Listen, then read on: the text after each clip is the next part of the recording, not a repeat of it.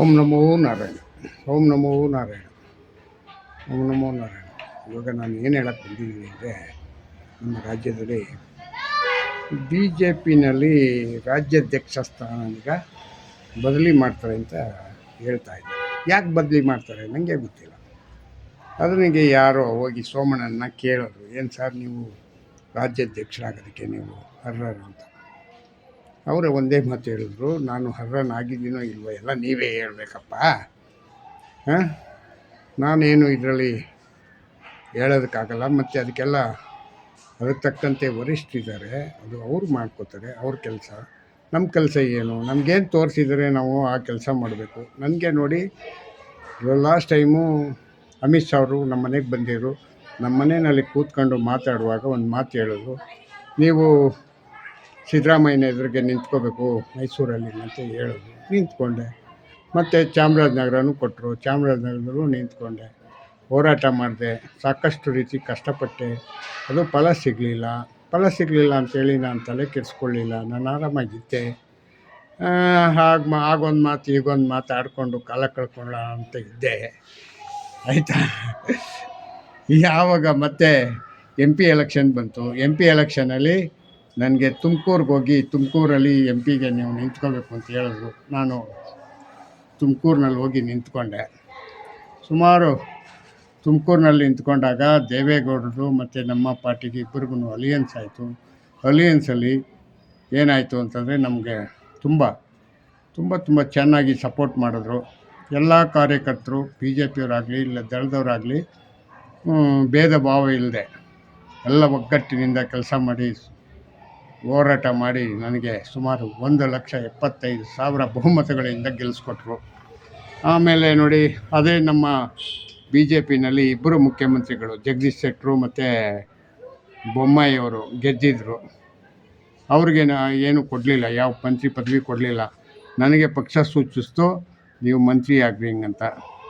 ಜಲ ಮತ್ತು ರೈಲ್ವೆ ಇಲಾಖೆನೀಗ ನನ್ನ ಕೈ ಕೊಟ್ಟಿದ್ದಾರೆ. ನಾನು ಈಗ ಜಲ ಮತ್ತು ರೈಲ್ವೆ ಇಲಾಖೆಯಲ್ಲಿ ನಾನು ಎಷ್ಟು ಕೆಲಸ ಮಾಡಬೇಕು ಅಷ್ಟು ಕೆಲಸಗಳಿಂದ ನಾನು ಮಾಡ್ತಾಯಿದ್ದೀನಿ.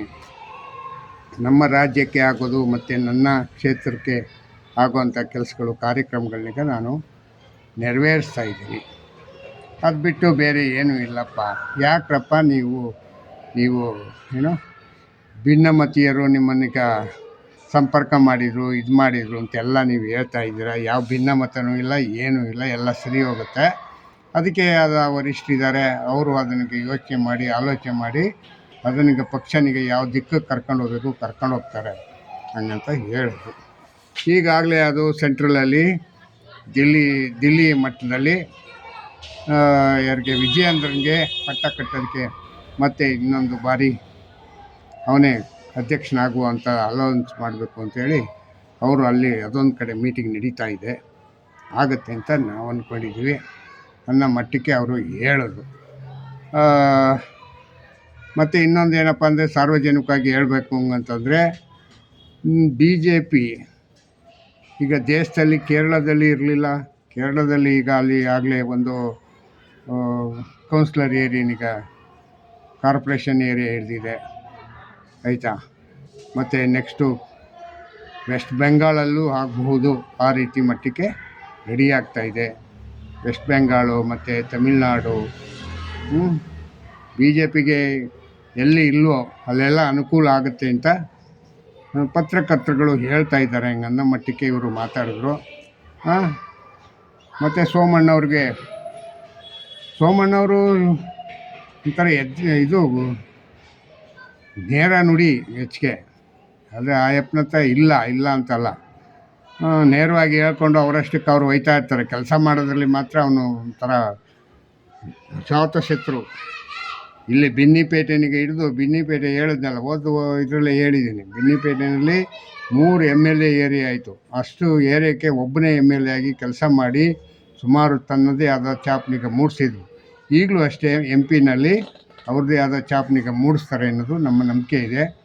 ಮತ್ತು ನಾನು ಅವ್ರಿಗೆ ತುಂಬ ಅಭಿಮಾನಿ. ನಾನು ತುಂಬ ದಿವಸ ಅವ್ರ ಜೊತೆ ಒಂದು 10 ವರ್ಷ ಕಾಲ ಅವ್ರ ಜೊತೆ ಅವ್ರ ಮನೆಗೆ ಹೋಗಿ ಬರ್ತಾಯಿದ್ದೆ, ಹೋಯ್ತೈತೆ. ಅವರು ನಮಗೆ ಒಳ್ಳೆಯ ಗೌರವ ಕೊಡ್ತಾಯಿದ್ರು, ಅರ್ಥ ಆಯ್ತಾ. ಆದ್ದರಿಂದ ನಾನು ಸೋಮಣ್ಣನಿಗೆ ಹೆಚ್ಚಿಗೆ ನಂಬ್ತೀನಿ. ಅವನು ಹೇಳಿದ್ದನ್ನು ಮಾಡ್ತಾರೆ, ಅಷ್ಟಂತೂ ಗ್ಯಾರಂಟಿ.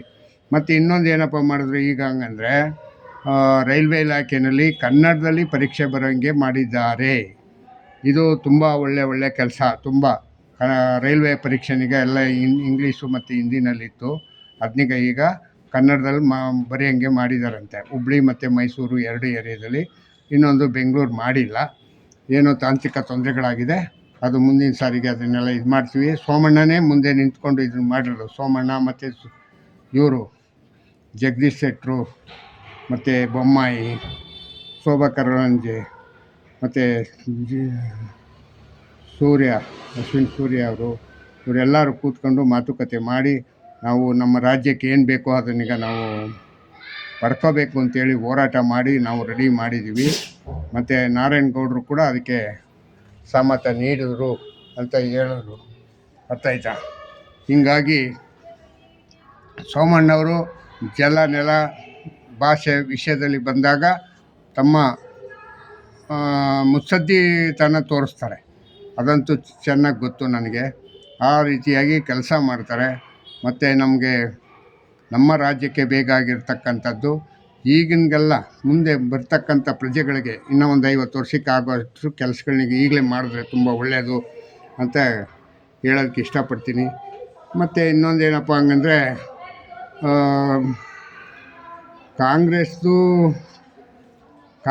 ಕಾಂಗ್ರೆಸ್ನವರು ನಾವೇ ಸ್ವತಂತ್ರ ತಂದು ಕೊಟ್ಟಿದ್ದು, ನಾವು ಹಂಗೆ ಮಾಡಿದ್ದು ಹಿಂಗೆ ಮಾಡಿದ್ದು ಅಂತೆಲ್ಲ ಹೇಳಿದ್ರು. ಇಲ್ಲ ಅಂತಲ್ಲ, ತಂದು ಕೊಟ್ಟಿರಬಹುದು. ಆದರೆ ನಮ್ಮಂಥವ್ರೂ ಇದ್ವಲ್ವ. ನಮ್ಮಂಥವ್ರು ಅಂದರೆ ನಾವು ಪಕ್ಷಕ್ಕೆ ಸೇರಲ್ಲಪ್ಪ, ಯಾವ ಪಕ್ಷನೂ ಅಲ್ಲ, ನಾನು ಯಾವ ಇದೂ ಅಲ್ಲ. ನಮ್ಗಳಿದು ಬದುಕೇನೂ ಇಲ್ವ, ನಾವೇನು ಯಾವುದೇ ಅದಕ್ಕೆ ಕಾಂಟ್ರಿಬ್ಯೂಷನ್ ಇರಲ್ವ. ನಾವು ಯಾವ ಎಲ್ಲೆಲ್ಲಿ ಇರ್ತೀವೋ ಅಲ್ಲಿ ಯಾವ ಪಕ್ಷ ಇದನ್ನಿಗೆಲ್ಲ ಅವರಷ್ಟಕ್ಕೆ ಮಾಡ್ತಾಯಿರ್ತಾರೆ ಹೋರಾಟ. ನಾವು ಪಕ್ಷ ಇಲ್ಲದೆ ನಾವು ಹೋರಾಟ ಮಾಡ್ತಾಯಿರ್ತೀವಲ್ಲ, ಅದು ನಮಗೂ ಸಲ್ಲಬೇಕಲ್ಲ.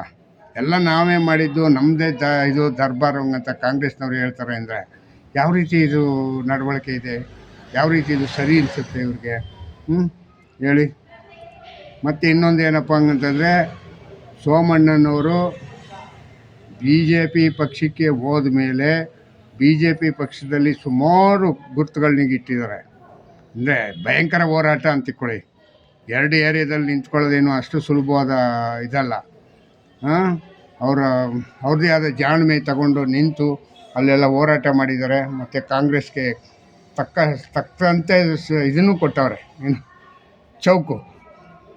ಕಾಂಗ್ರೆಸ್ ನಡಗಬೇಕು ಆ ರೀತಿಯಾದಂಥ ಕೆಲಸ ಮಾಡಿದ್ದಾರೆ.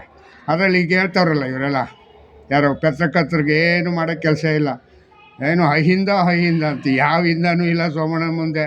ಎಲ್ಲ ಹಿಂದಕ್ಕೂ ಚಳ್ಳೆ ಹಣ್ಣು ತಿನ್ನಿಸ್ಬಿಟ್ಟಿದ್ರು. ಏನೋ ಗೊತ್ತಿಲ್ಲ, ಯಾವುದೋ ಕಾರಣಾಂತರವಾಗಿ ಅವ್ರೊಂದು ಸ್ವಲ್ಪ ಹಿನ್ನಡೆ ಆಗಿದೆ ಅಷ್ಟೇ.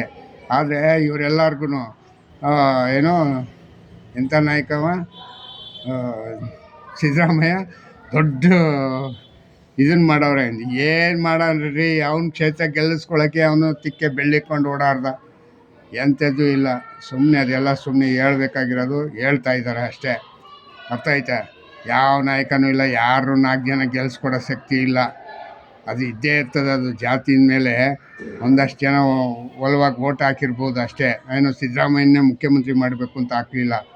ಇದೆಲ್ಲ ಏನು ಗೊತ್ತಾ, ಯಾರು ಯಾರೋ ರಾಹುಲ್ ಗಾಂಧಿ ಇದನ್ನಲ್ಲ, ಹುಚ್ಚಾಗಿ ರೋಡಲ್ಲಿ ನಿಂತ್ಕೊಂಡು ನಾನು ಅದು ಕೊಡ್ತೀನಿ, ಅದು ಫ್ರೀ, ನಾನು ಇದು ಫ್ರೀ ಅಂತ 4 ರೋಡಲ್ಲಿ ನಿಂತು 4 ಫ್ರೀ ಅಂತ ಹೇಳ್ಬಿಟ್ಟು ಹೋದ. ಆ ಫ್ರೀನಲ್ಲಿ ಜನ ಅಂಬಲ್ನಿಗೆ ಒಪ್ಕೊಂಡು ಜನ ಓಟ್ ಹಾಕಿ ಗೆಲ್ಲಿಸ್ಬಿಟ್ರು. ಅದೇ ಒಂದು ದೊಡ್ಡ ಕೊಡುಗೆ ಅಂದ್ಕೊಂಬಿಟ್ಟವ್ರೆ ಇವರು, ಯಾರು ಕಾಂಗ್ರೆಸ್ನವರು. ಹಂಗಾರೆ ಇವರು BJPಯವ್ರು ಏನೂ ಮಾಡೇ ಇರಲಿಲ್ವ ಕೆಲಸ? ಅಲ್ಲ ರೀ, ಅವ್ರು 5 ವರ್ಷ ಸಖತ್ ಕೆಲಸ ಮಾಡಿದ್ರು ರೀ. ಅದು ಯಾವ್ರಿಗೆ 40% ಹೇಳ್ಬಿಟ್ಟು 40% ಅಂತ TV ಅವರು ಪೇಪರ್ನವರೆಲ್ಲ ಹೇಳಿ ಹಾಳು ಮಾಡಾಕ್ಬಿಟ್ರು. ಈಗ TV ಅವ್ರಿಗೂ ಪೇಪರ್ನವ್ರಿಗೂ ಹೇಳಿ ನೋಡೋಣ, ದೇಶನಿಗೆ ರಾಜ್ಯನಿಗೆ ಉದ್ಧಾರ ಮಾಡೋಕ್ಕಾಗತ್ತಾ ಅಂತ ಹಾಳು ಮಾಡಿದವರು ಪೇಪರ್ನವರು, ಪತ್ರಕರ್ತರೆ. BJPನಿಗ ಇಲ್ಲದೆ ಸಲ್ದದ್ನೆಲ್ಲ ಹೇಳಿ, ಅವರು ಒಂದು ಹೇಳಿದ್ರೆ 4 ಹೇಳಿದ್ರು ಇವರು. ಹೇಳಿ ಅವನ್ನ ಮೂಲೆ ಕೂರ್ಸೋವರೆಗೂ ಯಾರು ನಮ್ಮ ಬೊಮ್ಮಾಯಿನಿಗ ಇವ್ರಿಗೆ ಸಮಾಧಾನ ಆಗಲಿಲ್ಲ, ಪತ್ರಕರ್ತರಿಗೆ. ಅರ್ಥ ಆಯ್ತಾ? ಇಷ್ಟು ಹೇಳಿ ನಾನು ನನ್ನ ಇದನ್ನೀಗ ಜೈ ಹಿಂದ್, ಜೈ ಕರ್ನಾಟಕ ಮತ್ತು ಓಂ ನಮೋ ನಾರಾಯಣ್. ನಾನು ಮುಂದಿನ ಸಾರಿ ಮತ್ತೆ ಮಾತಾಡಬೇಕು ಮತ್ತು ನನಗೆ ಅನುಕೂಲ ಆಗಬೇಕು ಅಂದರೆ ನೀವು ಒಂದೇ ಒಂದು ಕೆಲಸ ಮಾಡಬೇಕು, ನನ್ನ ಇದನ್ನ ಸಬ್ಸ್ಕ್ರೈಬ್ ಮಾಡಿಕೊಂಡು ಮುಂದಕ್ಕೆ ಹೋಗೋಕ್ಕೆ ಜಾಗ ಮಾಡಿಕೊಡಿ ಅಂತೇಳಿ ಜೈ ಹಿಂದ್, ಜೈ ಕರ್ನಾಟಕ. ಮತ್ತು ಓಂ ನಮೋ ನಾರಾಯಣ, ಓಂ ನಮೋ ನಾರಾಯಣ.